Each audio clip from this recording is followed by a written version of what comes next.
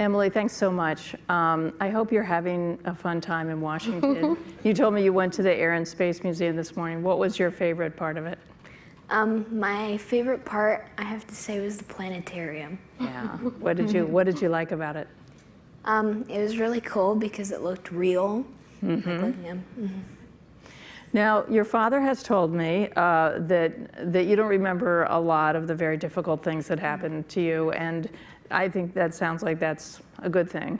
But I'm wondering if you remember how silly he was and the extent he went to try to make you smile and laugh through it. Like, is it true that did he really dress up like a Penn State cheerleader?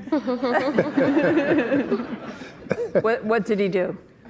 I remember this one time he picked me up by my ankles and he held me upside down and helped me do a handstand on my bed. Oh my gosh. Our rule was you had to smile at least once a day. And, you know, as parents, you're putting this poison into your kids to try to get them better, and they're really, you know, just going through hell to try to get better. So we tried to do whatever we could just to try to get a smile once a day. So we would do whatever crazy things we could. And sometimes we would set up the nurses too. We got a large syringe full of water one time, and when Nurse Rob walked through the door, Emily gave it to him with a water shot. I got a remote control helicopter and I'd fly it around the room and Emily would hide under the covers. And that was fun up until it got stuck in my wife's hair. So, she must have loved She made that. me take away the helicopter after that. What It about made the Emily pom-poms? laugh. What about the pom-poms? What about the Penn State pom-poms? All right. It was really funny when he did that. Luckily, there's no video. That's right. So, Emily, you're back at school now. You're in 7th grade? Yes. And I'm told that you're a completely normal preteen child. Tell me a little bit about now that you feel well, what do you like to do in your free time? I really like to do any kind of art, and I really like to hang out with my dog, Lucy. Great. Now, is it true that you're a potter? You took pottery classes this summer? I did. I took a couple, and I'm taking clay class in school. And you also like to make videos, right? What kind of videos do you make? I do. I make videos for YouTube. What do you, are they instructional videos or what kind of videos are they? There are a bunch of different ones. There are weird videos that I make with my friends to different art things. Is this where slime is somehow involved in this? There's a lot of slime. There's a lot of slime. Her channel's Ambassador with an E, because we're Emily's ambassadors. I've seen some of the photos of when you returned home to Phillipsburg, Pennsylvania, from CHOP, and the whole town came out to greet you, and it was just amazing. What was that like to experience that? You must remember that because that was a good thing, right? It was amazing because it was raining and everybody still came outside. And I remember that my nan or his mom handed Lucy through the window. Oh. And she was so excited to see me. I bet she was. Your entire family has really taken it upon yourselves to help other families and other people who are in the same situation, and unfortunately there are probably too many. Do you hear a lot from different people who are struggling with this, different families?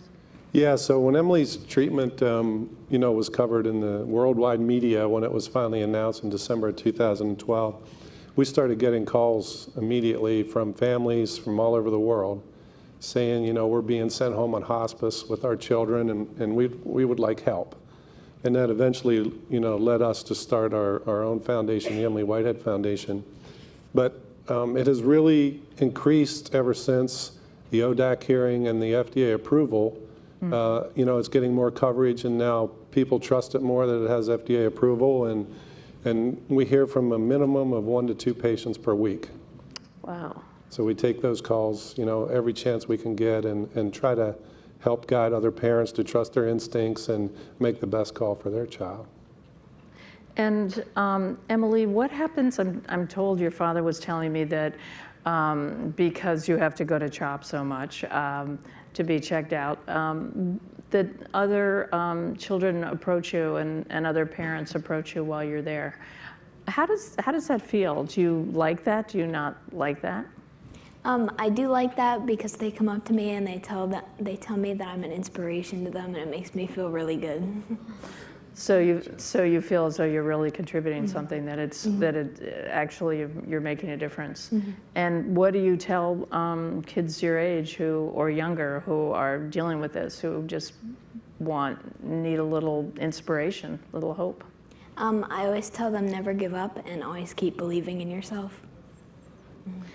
Tom, you said also that there are very specific things, ideas that you have that you tell parents based on your experience. Yeah. And doctors. Could you share that with us? Yeah, and we try to, now tell doctors to listen to your patients whenever they're asking for some of these new treatments. Not everybody, is up to speed yet on these new breakthroughs. But we also tell the parents that, what we noticed when we were there is these doctors have to take care of every patient in the hospital, and you only have to take care of your child or your patient.